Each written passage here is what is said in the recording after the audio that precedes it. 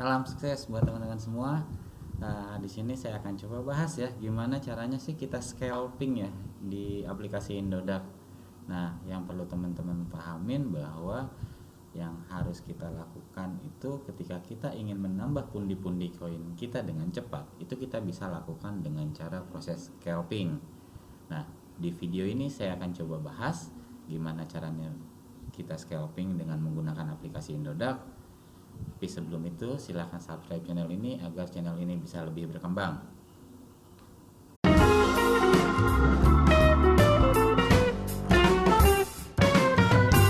Oke, terima kasih yang sudah subscribe. Video kali ini saya akan coba bahas buat teman-teman pengguna aplikasi Indodax, gimana kita bisa cuan maksimal dengan metode scalping koin-koin kripto kita di Indodax. Nah, sebelum kita masuk pembahasan, perlu teman-teman pahami bahwa investasi di dunia kripto adalah hal yang sangat berisiko. Jadi gunakanlah uang dingin sebelum berinvestasi. Buat trading plan yang baik agar teman-teman bisa tetap cuan maksimal. Oke, kita masuk ke pembahasan. Yang perlu teman-teman pahamin bahwa sebelum kita melakukan scalping, teman-teman harus paham dulu itu apa itu scalping. Nah, scalping itu adalah salah satu strategi yang digunakan oleh trader ya, dengan cara membeli kemudian menjual koin kripto tersebut dalam waktu singkat. Ini saya bahas scalping kripto ya, karena kita menggunakan aplikasi Indodax. Nah, metode ini juga bisa dipakai teman-teman ketika teman-teman mau scalping di saham ataupun di forex.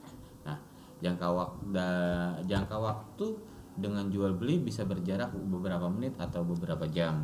Itu yang dinamakan dengan proses scalping. Tujuannya apa sih sebenarnya? Tujuannya buat ningkatin jumlah koin teman-teman semua. Semakin scalpingnya bagus, jumlah koin teman-teman maka akan semakin banyak. Oke, kita masuk. Tapi yang harus teman-teman garis bawahi, scalping ini kalau di Indodax saran saya hanya bisa digunakan untuk beberapa koin saja. Seperti ini contohnya. Nah, inilah ya koin-koin yang saya sarankan untuk teman-teman jika teman-teman mau main scalping di Indodax. Kenapa sih saya menyarankan koin-koin ini, nggak koin lainnya? Yang pertama itu pertimbangannya di sini ya teman-teman. Jadi koin-koin ini yang punya fitur stop loss di Indodax. Jadi kita bisa setting nih stop lossnya teman-teman.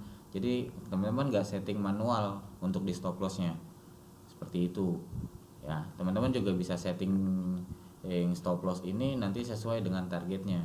Nah, di sini saya coba kasih target nih kalau misalnya teman-teman mau scalping. Nah, target take profitnya itu 5 sampai 10%. Nah, untuk target take profit ini teman-teman bisa pantau pergerakan grafiknya sendiri.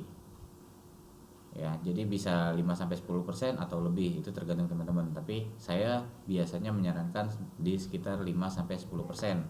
Jangan nafsu, takutnya tiba-tiba ngedrop. Yang tadinya pengen cuan nggak jadi cuan. Nah, yang kedua itu setting stop lossnya di 2 sampai 3%. Jadi jangan melebihi target take profitnya. Ini kenapa kita menyarankan ya, tadi saya menyarankan untuk menggunakan koin-koin ini. Jadi teman-teman bisa setting nih stop lossnya di 2 sampai 3%. Kenapa sih saya nggak setting 1%? Kalau setting 1% itu kayaknya terlalu tipis banget ya. Jadi takutnya dia hanya turun sesaat dia mantul lagi gitu. Jadi sayang kalau misalnya turun sesaat dia mantul, tiba-tiba kita udah ke stop loss, order kita keambil, sayang jadinya malah rugi. Terus target saya sekitar 2 sampai 3%. Ini bisa teman-teman ambil ya. Lantas gimana sih kita memulai proses scalping dan indikator apa yang dipakai ketika kita ingin melakukan proses scalping?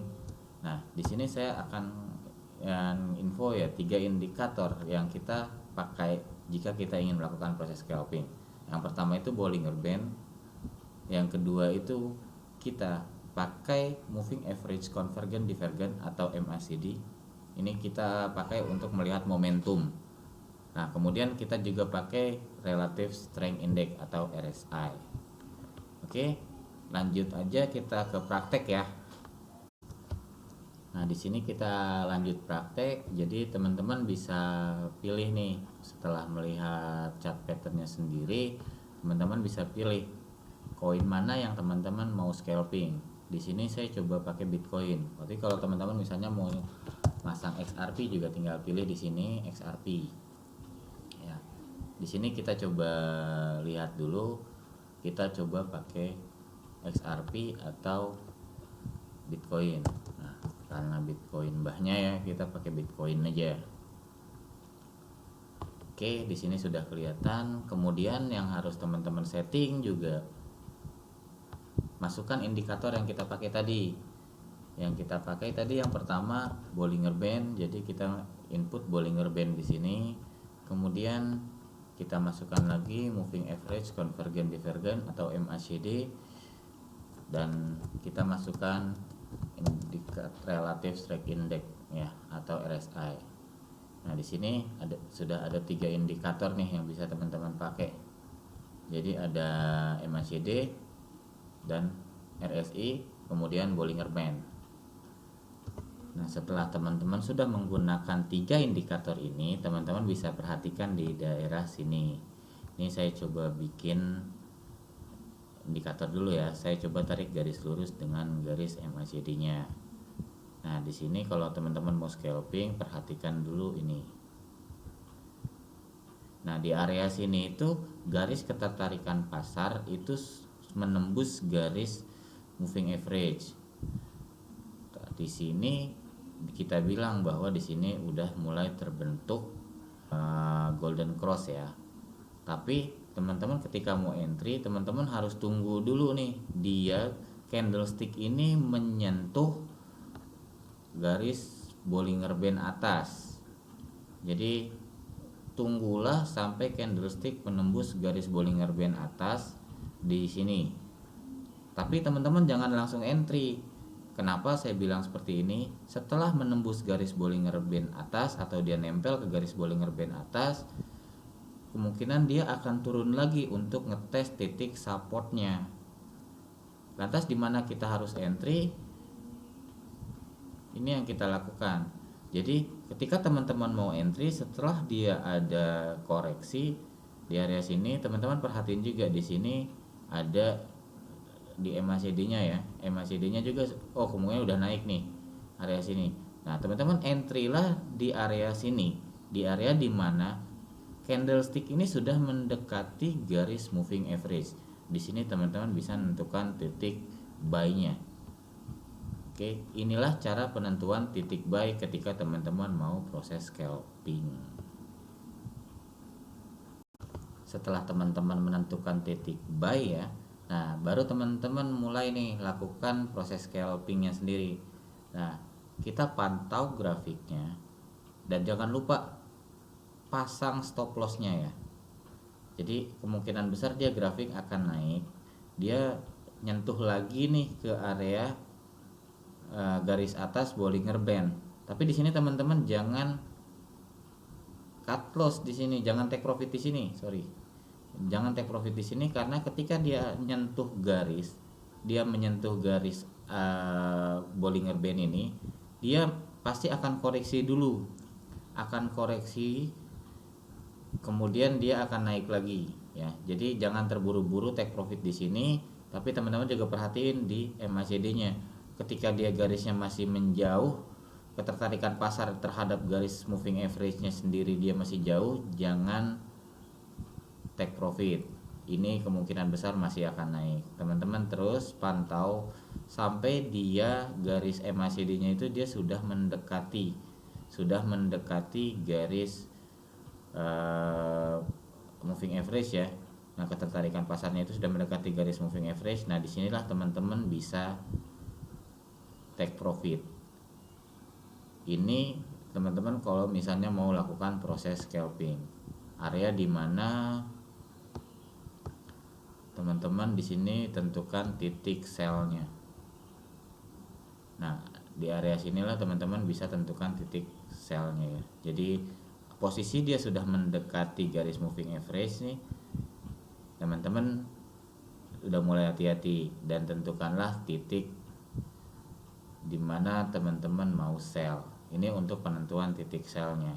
Jadi saat kita mau proses scalping, kita harus perhatiin ini dulu. Kita jangan terburu-buru. Kita cek juga ketika dia di RSI-nya ini juga potensinya nih, dia sudah mulai menembus nih ya. Menembus titik ini ada kemungkinan dia pasti akan breakdown ya.